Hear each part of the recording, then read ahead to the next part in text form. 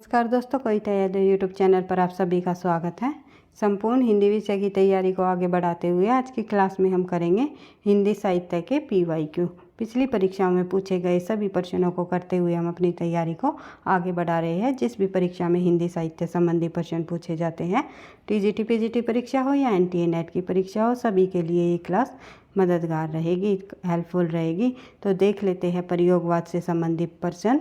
इससे पहले हम जो है आधुनिक काल के अंतर्गत भारतेंदु युग, द्विवेदी युग, प्रगतिवाद युग, छायावाद युग, इन सभी वादों से संबंधित प्रश्नों को हम कर चुके हैं।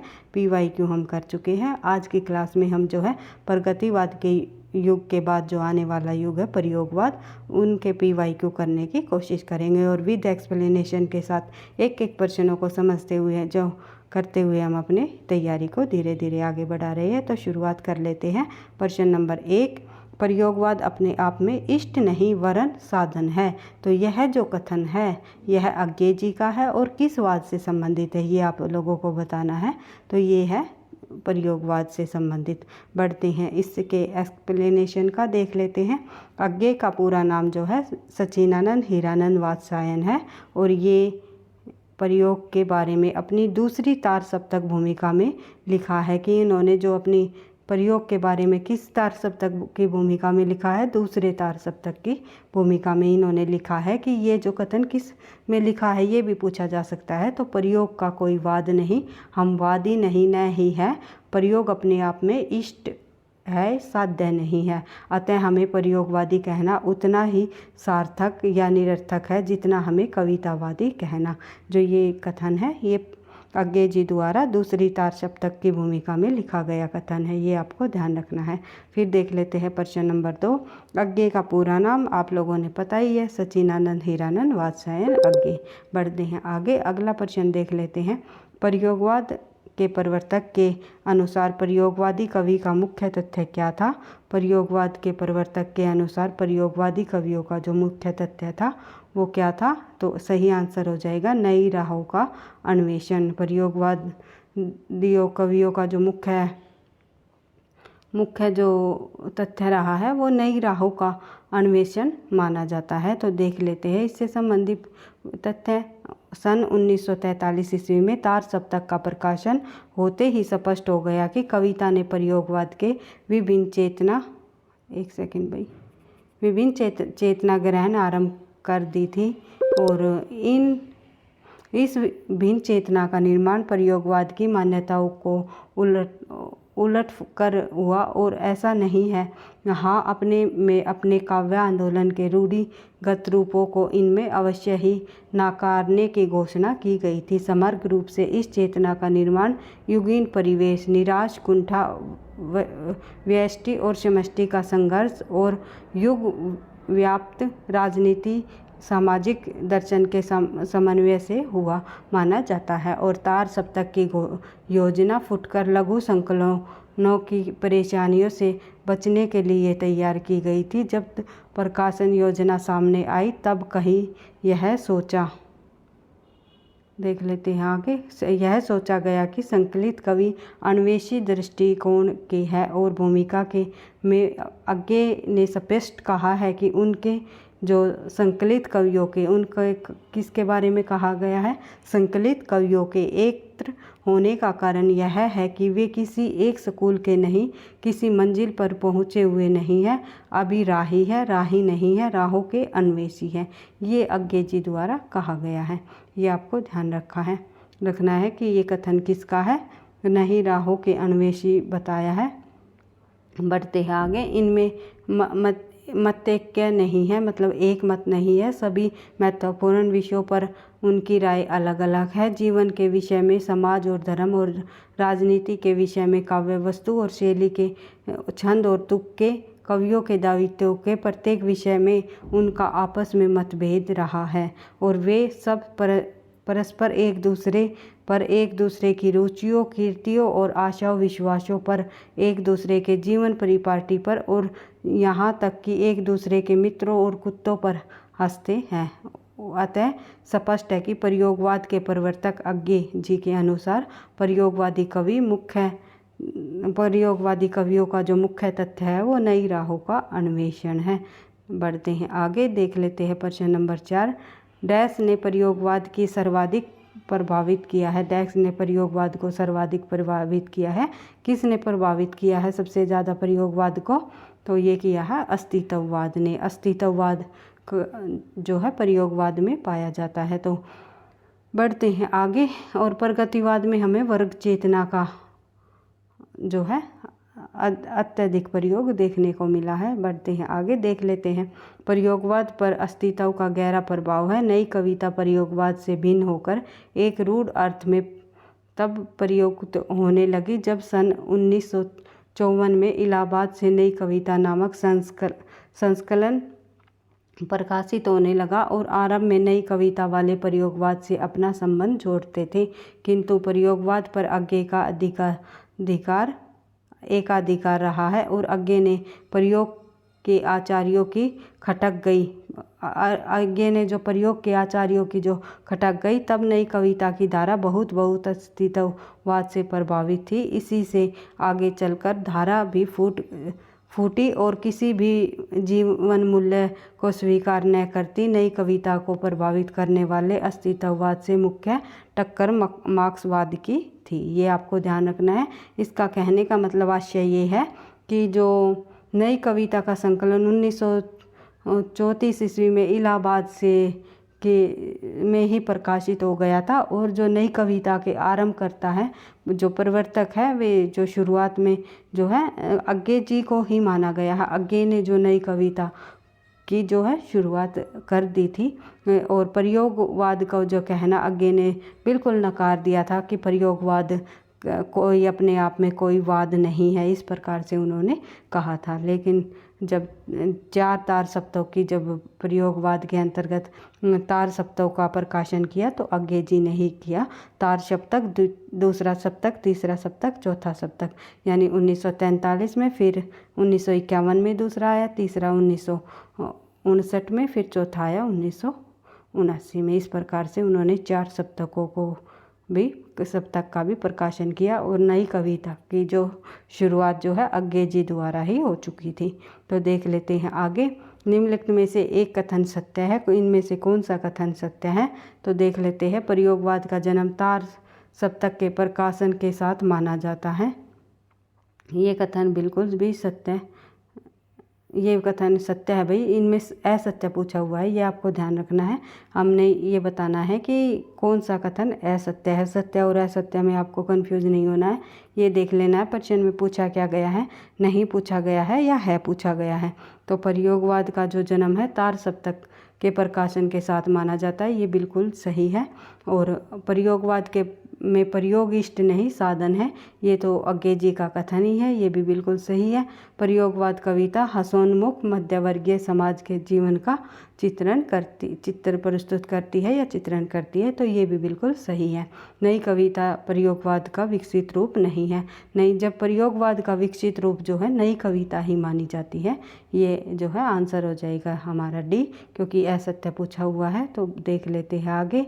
इससे संबंधित मुख्य तथ्य: नई कविता नाम स्वतंत्रता के बाद लिखी गई उन कवियों के लिए रूढ़ हो गया जो अपनी वस्तु छवि और रूप छवि दोनों में पूर्ववर्ती प्रगतिवाद और प्रयोगवाद का विकास होकर भी विशिष्ट, अतः विकल्प डी असत्य है, और तीनों के तीनों कथन सत्य हैं। बढ़ते हैं आगे। प्रश्न संख्या हमारी 6 देख लेते हैं। एक सेकंड भाई। प्रयोगवाद कवियों की रचना किस सप्तक में संग्रहित है? तो प्रयोगवाद कवियों की जो रचना है वो किस सप्तक में है, ये आपको बताना है। तो प्रयोगवादी कवियों की जो रचनाएं हैं वो तार सप्तक में संकलित है। तो देख लेते हैं, एक मिनट भाई, देख लेते हैं इससे संबंधित और अन्य तथ्य। हिंदी में प्रयोगवाद का प्रारंभ सन 1943 ईस्वी में अज्ञे द्वारा संपादित तार सप्तक के प्रकाशन से माना जाता है। प्रयोगवादी कवियों की रचनाएं तार सप्तक में संग्रहित है। तार सप्तक में 7 कवि शामिल है। कितने कवि? 7 कवि शामिल है। दूसरे सप्तक में भी, तीसरे में भी, चौथे में, सभी तार सप्तक में जो है 7 कवि शामिल हुए हैं। और प्रयोगवाद को प्रपद्यवाद और नई कविता का नाम से भी जाना जाता है। प्रयोगवाद को जो है पद्यवाद और नई कविता के नाम से भी जाना जाता है। डॉक्टर गणपति चंद्र गुप्त ने इसे मुन्नी, युवती और बहू की संज्ञा भी दी है। यानी गणपति चंद्र गुप्त जी के अनुसार पूछ लिया जाए, मुन्नी, युवती और बहू की संज्ञा किस वाद को दी है, किस काल को किसको दी है उन्होंने, तो प्रयोगवाद को दी है। बढ़ते हैं आगे। अग्गे ने इसे राहु का अन्वेषी कहा है। तो प्रयोगवाद कवियों को क्या माना है अग्गे जी ने, राहु के अन्वेषी। बढ़ते हैं आगे। अगला जो हमारा तथ्य है, अन्य महत्वपूर्ण तथ्य है, तार सप्तक में 1943 के कवि याद करने का जो मूल यहाँ पर ट्रिक भी दी हुई है भाई, अमूने गिरा पर बा, यानी कि ऐसे हो जाएगा अग्गे जी, मैं से हो जाएगा मुक्तिबोध, न से हो जाएगा नेमीचंद्र और गिरा से हो जाएगा गिरजा कुमार माथुर, फिर गी से हो जाएगा गिरजा कुमार माथुर और राम से हो जाएगा से हो जाएगा रामविलास शर्मा, पर से हो जाएगा प्रभाकर माचवे और भा से हो जाएगा भारत भूषण अग्रवाल। देखो कितनी अच्छी ट्रिक दी है इसमें। 3 ही जो शब्दों में ट्रिक पूरे के पूरे तार सप्तक के कवियों के 7 तार सप्तक के कवि शामिल है। 3 शब्दों में अमूने गिरा प्रभा। तो ये आप याद रख सकते हो। अगर आप अपनी खुद की ट्रिक ना बनाए हो तो जो है ट्रिक के अनुसार अगर आप याद करना चाहो तो इन कवियों को याद कर सकते हो। क्या किस तरह से कि अमूने गिरा प्रभा, यानी कि ऐसे आगे, मुँह से मुक्तिबोध, ने से नेमीचंद्र जैन और गी से गिरजा कुमार माथुर, रा से रामविलास शर्मा, प्रा से प्रभाकर माचवे और भा से भारत भूषण अग्रवाल। इस प्रकार आप याद कर सकते हो। फिर दूसरे सप्तक के कवियों को हम देख लेते हैं। दूसरे सप्तक के कवियों में शामिल है 1951 में जो याद करने की ट्रिक है सह भर सनद। तो सह भर सनद जो है इसके जो हमारे कवि है कौन कौन शामिल है इस ट्रिक के अंतर्गत, श से शमशेर बहादुर सिंह, ह से हरिनारायण व्यास, भ से भवानी प्रसाद मिश्र, र से रघुवीर शाह और श से शकुंतला माथुर और न से नरेश मेहता, ध से हो जाएगा धर्मवीर भारती। इस प्रकार से 3-3 शब्दों की ये ट्रिक काफ़ी अच्छी है। आप इस ट्रिक के अनुसार इन कवियों को याद कर सकते हैं। इनको जब आप बार बार रिवाइज करोगे ट्रिक के साथ जो है देखोगे तो आपको समझ आ जाएगा। तो देख लेते हैं आगे। तीसरे सप्तक के कवि जो कि 1959 ईस्वी में इसका प्रकाशन हुआ तीसरे सप्तक का। तो याद करने की ट्रिक है के कु की विप्रय सम। के कु की विप्रय सम। के कु की विप्रय सम में केदारनाथ सिंह, कुंवर नारायण, कीर्ति चौधरी। 3 कैसे हो जाएगा, के से हो जाएगा केदारनाथ, कु से हो जाएगा कुंवर नारायण और की से हो जाएगा कीर्ति चौधरी। फिर है वी से हो जाएगा विजय देव नारायण, प्र से हो जाएगा प्रयाग नारायण त्रिपाठी जी और स से हो जाएगा सर्वेश्वर दयाल सक्सेना। इस प्रकार से आपको याद कर लेनी है सर्वेश्वर दयाल सक्सेना। और उसके बाद जो है अगला है मैं से हो जाएगा सबसे अंत में सम में है स से सर्वेश्वर दयाल सक्सेना, मैं से हो जाएगा मदन वात्सायन। इस प्रकार से आपको मैं से हो जाएगा मदन वात्सायन। इस प्रकार ट्रिक के अनुसार अगर याद करना चाहो इन कवियों को तो आप याद कर सकते हो। के कु की विप्रय सम, कितनी अच्छी ट्रिक है। तो मुझे तो पसंद आ रही है और इन ट्रिक के अनुसार ही आप जो है आसानी से और जल्दी याद कर सकते हो। तो देख लेते हैं चौथे सप्तक के जो कवि है जिसका प्रकाशन 1979 ईस्वी में हुआ। याद करने के जो ट्रिक है श्री अरासुरा सवन। तो कवि कैसे होंगे, श्री से हो जाएगा श्री राम वर्मा, एक सेकंड भाई, श्री से हो जाएगा श्री राम वर्मा, ऐसे हो जाएगा अवधेश कुमार और रा से हो जाएगा राम कुमार, उसके बाद राम कुमार कुबज, उसके बाद जो है सु से हो जाएगा सुमन राजे, रा से हो जाएगा राजेंद्र किशोर, उसके बाद जो है शव से हो जाएगा स्वदेश भारतीय, नंद से हो जाएगा नंद किशोर वाजपेयी या आचार्य कह सकते हो। तो इस प्रकार से चारों तार सप्तकों के कवियों को यहाँ पर शामिल किया गया है। चारों तार सप्तकों के जो कवि हैं, तार सप्तक कब प्रकाशित हुआ ये भी आपको देख लिया है कि पहला तार सप्तक 1943 में, दूसरा 51 में, तीसरा 59 में और चौथा है 79 में। तो इस प्रकार से आप लोगों ने इनको ट्रिक के अनुसार इनके कवियों के नाम भी यहाँ पर आप लोगों ने देख लिया है। आप स्क्रीनशॉट कर लिख के अपनी एक नोटबुक में इनको जो है लिखना चाहो तो ट्रिक के साथ आपको अलग अलग कवियों को आप लिख सकते हो, फिर आपको याद हो जाएंगे। तो देख लेते हैं, आगे बढ़ते हैं। हमारा अगला प्रश्न है प्रश्न संख्या 1 सेकंड में, प्रश्न संख्या 7। अज्ञे कौन से वाद का नहीं है? तो अज्ञे इनमें से कौन से वाद का कवि नहीं है? सॉरी भाई, कवि है ये पूछा हुआ है, नहीं और है में आपको ध्यान रखना है। काफ़ी बार मुझसे भी मिस्टेक हो जाती है, इसके लिए मैं माफ़ी चाहूँगी। तो अज्ञे कौन से वाद के कवि नहीं है? जाहिर सी बात है एक वाद के होंगे, लेकिन ऐसा भी नहीं है कि एक ही कवि केवल एक ही काल में उनका नाम होता है। जैसे कि केशवदास की हम बात करें तो वो भक्ति काल के अंतर्गत भी गिने जाते हैं और रीति काल में भी गिने जाते हैं। एक कवि द्वारा कुछ रचनाएं उनके पहले वाले काल में भी होती है और जिस काल के वे होते हैं उस काल के अंतर्गत भी उनकी रचनाएं होती हैं। तो इस प्रकार आपको थोड़ा सा समझते हुए चीज़ों को करना है। तो आगे से के बारे में पूछे हुए हैं कि कौन से वाद के कवि है, ये पूछा हुआ वाद के कवि। तो आंसर हो जाएगा हमारा प्रयोगवाद। प्रयोगवाद के कवि रहे हैं आगे जी। बढ़ते हैं आगे, अगला प्रश्न हमारा प्रश्न संख्या 8। तार सप्तक में संकलित कवियों को राहों के अन्वेषी कहा गया है। किन्होंने कहा तार सप्तक के कवियों को राहों के अन्वेषी? अभी हमने पढ़ा था अज्ञे जी के बारे में। बढ़ते हैं आगे, अगला प्रश्न है प्रयोगवाद की जन्मदात्री पत्रिका है। प्रयोगवाद की जन्मदात्री पत्रिका कौन सी मानी जाती है? तो सबसे पहले जो है तार सप्तक का ही प्रकाशन हुआ था। तार सप्तक का जो तार सप्तक पत्रिका है प्रयोगवाद की जन्मदात्री पत्रिका मानी जाती है। यहीं से जो है प्रयोगवाद की शुरुआत मानी जाती है, का जन्म माना जाता है। बढ़ते हैं आगे, देख लेते हैं अगला प्रश्न। प्रश्न संख्या हमारी 10। निम्नलिखित में से कौन सा तार सप्तक का कवि नहीं है? इनमें से तार सप्तक के कवियों में कौन शामिल नहीं है? तो शमशेर बहादुर सिंह इनमें जो है तार सप्तक के कवियों में शामिल नहीं है। तार सप्तक का मतलब यहाँ पर होता है हमारा पहला तार सप्तक। पहले तार सप्तक का कोई नाम नहीं होता, केवल पहले तार सप्तक का जो नाम है वो तार सप्तक है। पहला तार सप्तक नाम का कोई सप्तक नहीं है, ये आपको ध्यान रखना है, क्योंकि कई बार पूछा जाता है, ऑप्शन में आ जाता है कि प्रथम तार सप्तक, द्वितीय तार सप्तक, तृतीय तार सप्तक या चतुर्थ तार सप्तक, इनमें से कौन सा तार सप्तक में शामिल नहीं है? तो पहला या प्रथम तार सप्तक नाम का कोई सप्तक नहीं है। पहले का जो नाम है वो केवल तार सप्तक ही है, ये आपको ध्यान रखना है। गिरजा कुमार माथुर, प्रभाकर माचवे, मुक्तिबोध,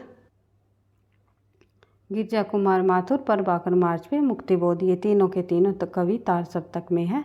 अभी हमने ट्रिक के अनुसार जब याद करे थे तो उसमें ट्रिक थी हमारी अमूने गिरा प्रभा, अमूने गिरा प्रभा पर, जो कि ये कवि शामिल है। एक सेकंड पे, जैसे कि हमने पढ़े थे, ऐसे अज्ञे जी, मैसे मुक्तिबोध, नैसे नेमीचंद्र, गैसे गिरिराज किशोर और रासे रामविलास शर्मा, पैसे प्रभा से जो प्रभाकर माचवे और भैसे भारत भूषण अग्रवाल। इस प्रकार हमने ट्रिक के अनुसार सभी कवियों को देख लिया था, तार सप्तक के अंतर्गत आने वाले सभी कवि। लेकिन शमशेर बहादुर जी जो है वो ये दूसरे तार सप्तक के अंतर्गत हमने देखे थे। उसके बाद बात करें, अगला प्रश्न भी यही है, इनमें से कौन सा तार सप्तक का कवि नहीं है? इसलिए आप लोगों ने जितने भी ये हमारे सप्तक है वे उनके सभी कवियों को आपको याद करना है कि जो तार सप्तक में अंतर्गत कौन कौन कवि शामिल है, द्वितीय सप्तक में कौन कवि है, तृतीय सप्तक में कौन कवि है और चतुर्थ सप्तक में कौन कौन कवि शामिल है। तो शमशेर बहादुर जी, शमशेर बहादुर हमने अभी पढ़ा है, दूसरे सप्तक के कवि थे। निम्नलिखित में से तार सप्तक के कवि कौन नहीं थे?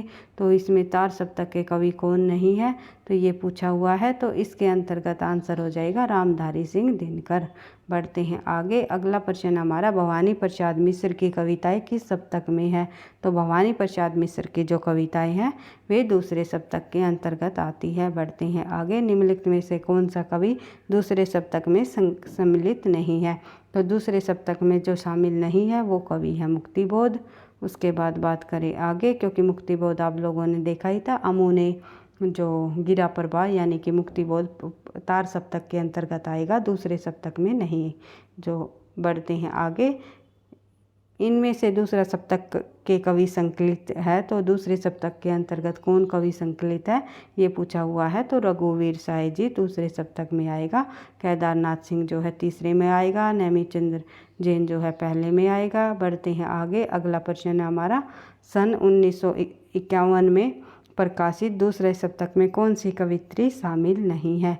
तो दूसरे सप्तक के अंतर्गत कौन सी कवित्री शामिल नहीं है ये पूछा हुआ है। तो इसका आंसर हमारा हो जाएगा अमृता भारती, कीर्ति चौधरी है भाई, फिर है शकुंतला माथुर भी है और सुमन राजे। सुमन इसमें पूछा क्या गया भाई, एक सेकंड। दूसरे सप्तक में शामिल थी कवित्री ये पूछा हुआ है, दूसरे सप्तक में शामिल नहीं थी। कीर्ति चौधरी भाई की ये तीसरे सप्तक की कवित्री है। इसके लिए मैं माफ़ी चाहूँगी, थोड़ा ध्यान नहीं रहा प्रश्न पर पूछा क्या गया है। तो देख लेते हैं। दूसरे सप्तक के अंतर्गत आने वाली जो कवित्री है वो पूछा हुआ है। तो जो हमारी कीर्ति चौधरी जो ये कवित्री है ये तीसरे सप्तक में आएगी। और उसके बाद जो सुमन राजे जो है चौथे सप्तक में आएगी। सुमन राजे जो दी गई है इसमें चौथे सप्तक में आएगी। शकुंतला माथुर जो है ये तीसरे सप्तक के दूसरे सप्तक के अंतर्गत आएगी। ये आपको ध्यान रखना है, क्योंकि ये भी प्रश्न पूछा जा सकता है कि जो ये 4 सप्तक हुए हैं आगे जी द्वारा प्रकाशित, इसमें इनमें से कौन से सप्तक के अंतर्गत महिला रचनाकार नहीं है या महिला जो कवित्री शामिल नहीं है। तो उसमें जो है पहला जो सप्तक है तार सप्तक, उसके अंतर्गत किसी भी महिला का नाम नहीं है। दूसरे के अंतर्गत आ जाएगी हमारी शकुंतला माथुर और तीसरे के अंतर्गत आएगी कीर्ति चौधरी, उसके चौथे में आ जाएगी हमारी सुमन राजे। इस प्रकार से चारों के चारों सप्तकों में से तार सप्तक में कोई भी कवित्री शामिल नहीं है, ये आपको ध्यान रखना है।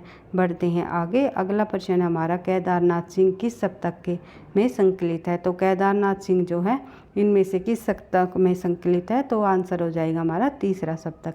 बढ़ते हैं आगे। प्रश्न संख्या 18, चौथा सप्तक में संकलित कवित्री अभी हमने देखा था सुमन राजे का नाम। चौथे सप्तक के अंतर्गत सुमन राजे आएगी, तीसरे के अंतर्गत जो है कीर्ति चौधरी और दूसरे में जो है शकुंतला माथुर। बढ़ते हैं आगे। प्रश्न हमारा 19, तार सप्तक में कौन सी कवि शामिल नहीं है। फिर वही प्रश्न है, तार सप्तक में हमारे इनमें से जो है भारत भूषण अग्रवाल भी तार सप्तक में है, मुक्तिबोध भी और नेमीचंद्र जैन भी, लेकिन रघुवीर साय जी नहीं है। रघुवीर साय किस सप्तक के कवि हैं। रघुवीर साय जी दूसरे सप्तक के कवियों में शामिल है। बढ़ते हैं आगे। तार सप्तक का प्रकाशन अभी हमने देखा था 1943 ईस्वी। बढ़ते हैं आगे। तार सप्तक का प्रकाशन वर्ष 1943 ईस्वी। तार सप्तक का संबंध किस काव्यधारा से है। तो तार सप्तक का जो संबंध है वो प्रयोगवाद काव्यधारा से है। बढ़ते हैं आगे। अगला प्रश्न हमारा प्रश्न संख्या देख लेते हैं भाई 23 प्रश्न संख्या पर पहुंच गए हम। आत्महत्या के विरुद्ध कविता का संकलन के कवि कौन माने जाते हैं। आत्महत्या का विरुद्ध जो कविता है उसका संकलन किया है रघुवीर साय जी ने, जो दूसरे सप्तक के कवियों में शामिल है। तो देख लेते हैं इससे संबंधित और अन्य तथ्य। आत्महत्या के विरुद्ध कविता संकलन के कवि रघुवीर साय है, अज्ञे जी द्वारा संपादित दूसरा सप्तक के कवि माने जाते हैं रघुवीर साय जी।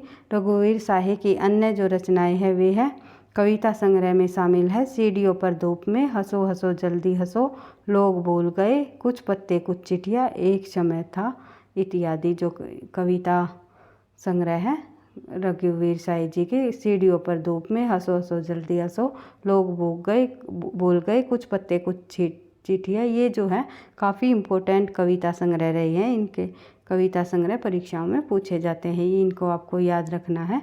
कविता संग्रह इनके इम्पोर्टेंट रही है, सभी कविता संग्रह को याद कर लेना है। कहानी संग्रह इतने प्रसिद्ध नहीं हुए उनके, लेकिन फिर भी आपको देख लेना है एक बार।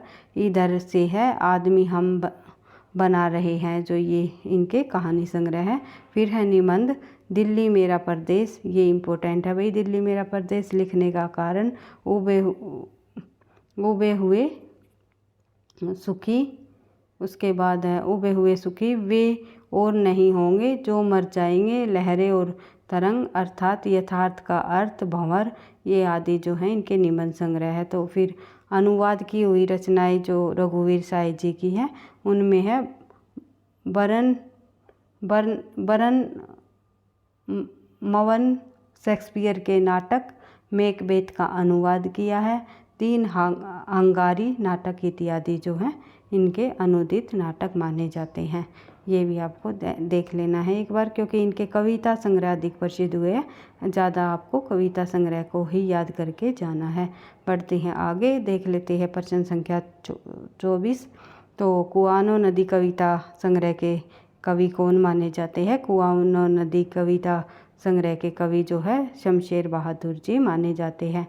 कुआनो नदी कविता संग्रह के कवि शमशेर बहादुर सक्सेना है। इनकी अन्य प्रमुख रचनाएं हैं काठ की हांडियाँ, बांस का फूल, एक सूनी नाव, गर्म हवाएं, जंगल का दर्द इत्यादि जो है काफ़ी सारी प्रसिद्ध रचनाएं हैं सर्वेश्वर दयाल सक्सेना की ये, कि काठ की हांडियाँ, बांस का फूल, सूनी एक नाव और गर्म हवाएं, जंगल का दर्द आदि जो ये रचनाएं है किन की है? सर्वेश्वर दयाल सक्सेना की।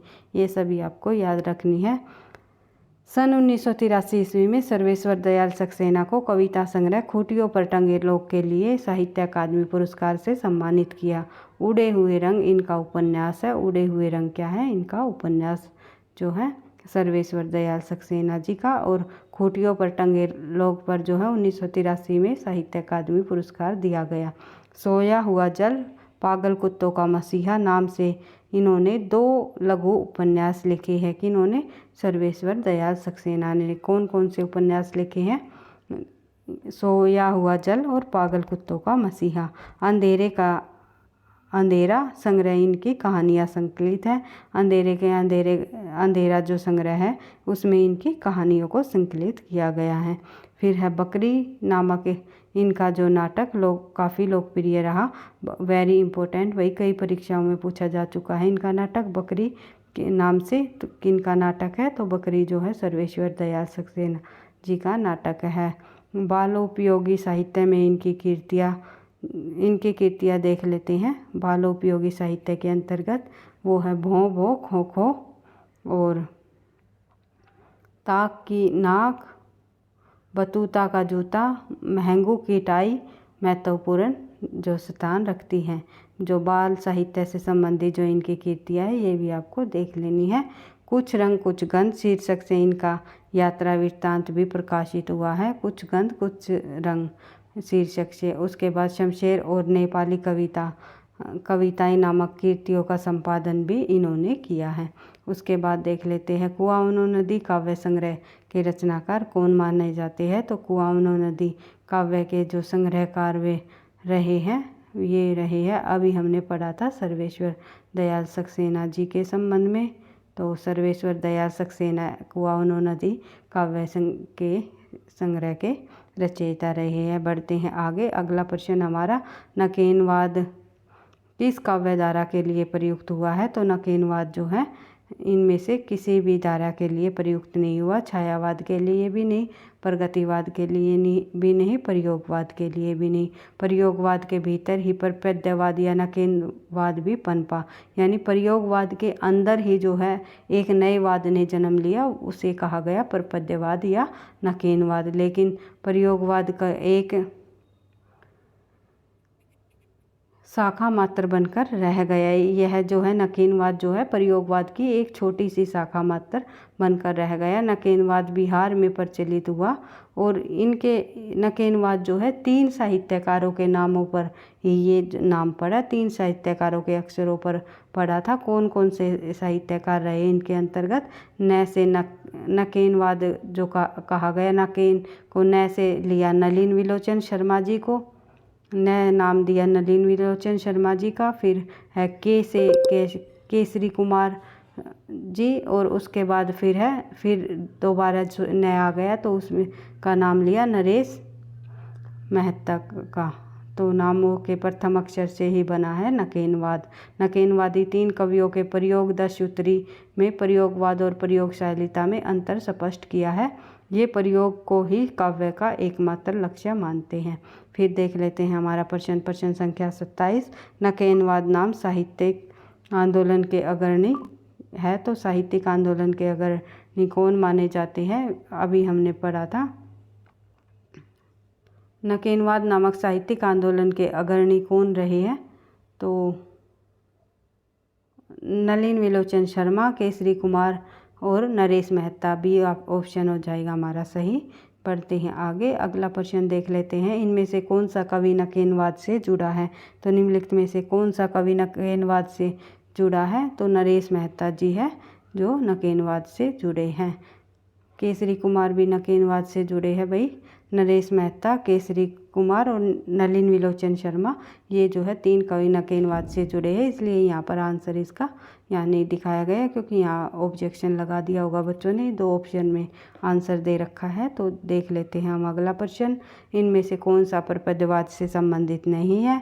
तो इनमें से जो है परपद्यवाद से संबंधित अर्थात नकेनवाद से संबंधित नहीं है वो कवि है प्रयाग नारायण त्रिपाठी। तो ये तीनों कवि ही शामिल हैं, नलिन विलोचन शर्मा, नरेश मेहता और केसरी कुमार। बढ़ते हैं आगे। अगला प्रश्न है हमारा, शायद आज का हमारा अंतिम प्रश्न है। तो देख लेते हैं। फिर हमारी नई कविता से संबंधित प्रश्नों की शुरुआत हो जाएगी भाई। नेक्स्ट क्लास से नई कविता से संबंधित प्रश्नों को हम करेंगे। तो प्रयोगवाद आधुनिक काल के अंतर्गत हमने जो है लगभग सभी कालों को कंप्लीट कर लिया है। उसके PYQ हमने कंप्लीट कर ली है। अगर वीडियो आपको पसंद आती है, आप चाहते हो कि इसी तरह लगातार क्लासेस हमारी चलती रहे, तो प्लीज़ कमेंट बॉक्स में आप अपना सजेशन भी दिया करो।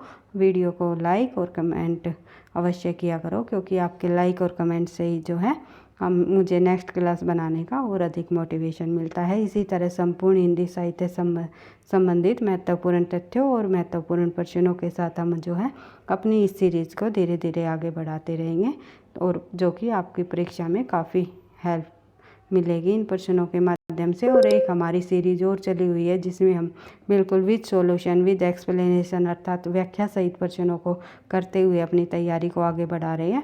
उनके अंतर्गत भी आपको काफ़ी सारे अच्छे प्रश्न देखने को मिलेंगे जो कि पिछली परीक्षाओं में पूछे जा चुके हैं। और उनके विद एक्सप्लेनेशन के साथ जो मैंने तथ्य दिए हैं उनमें वे तथ्य भी आपको कहीं ना कहीं परीक्षा की दृष्टि से हेल्पफुल रहेंगे, मददगार साबित होंगे, तो मदद करेंगे। तो देख लेते हैं, यही उद्देश्य हमारा निरंतर अभ्यास ही सफलता का राज है। इसी उद्देश्य के साथ निरंतरता के साथ जो है हम प्रश्न उत्तरों की जो प्रैक्टिस करते हुए कंटेंट को भी साथ साथ लेकर के चलते हुए अपनी तैयारी को हिंदी विषय से संबंधित जो हमारी TGT PGT परीक्षाओं की तैयारी है, NTA NET की तैयारी है, तो उसको धीरे धीरे आगे ही बढ़ा रही हैं। तो देख लेते हैं आज का हमारा अंतिम प्रश्न नंबर 30। घोर अहमनिष्ठ व्यक्तिवाद किस काव्यधारा की प्रवृत्ति है? तो घोर अहमनिष्ठ व्यक्तिवाद जो है इनमें से किस काव्यधारा से संबंधित है, किस काव्यधारा की प्रवृत्ति है? वो है प्रयोगवाद की। देख लेते हैं आगे इससे संबंधित और अन्य महत्वपूर्ण तथ्य। तो देख लेते हैं भाई, प्रयोगवाद कविता की प्रमुख प्रवृत्तियाँ इस प्रकार है। समसामयिक जीवन का यथार्थ चित्रण, घोर घनिष्ठ व्यक्तिकता, विद्रोह का स्वर, लघु मानव की प्रतिष्ठा, और उसके बाद जो है अनास्थायीवादी भी हमें यहाँ पर देखने को मिलती है और संशयात्मक स्वर भी देखने को मिलते हैं और आस्था तथा भविष्य के प्रति विश्वास भी प्रयोगवाद में हमें मिलता है। तो ये जो है जितनी भी ये प्रवृत्तियाँ आप लोगों को देख लेनी है, अच्छे से समझ लेना है, क्योंकि इन्हीं प्रवृत्तियों में से एक प्रवृत्ति परीक्षा में पूछी जा सकती है। निम्नलिखित में से प्रयोगवाद की प्रवृत्ति कौन सी नहीं है या कौन सी है। तो इस प्रकार से जो है आगे हम जो है नई कविताओं से संबंधित प्रश्नों को करने की कोशिश करेंगे। तो वीडियो पसंद आई आपको तो लाइक करना, दोस्तों के साथ शेयर करना, चैनल पर पहली बार तो सब्सक्राइब कर लेना ताकि नोटिफिकेशन आपको समय पर मिलता रहे। पढ़ते रहना, आगे बढ़ते रहना। थैंक यू, धन्यवाद।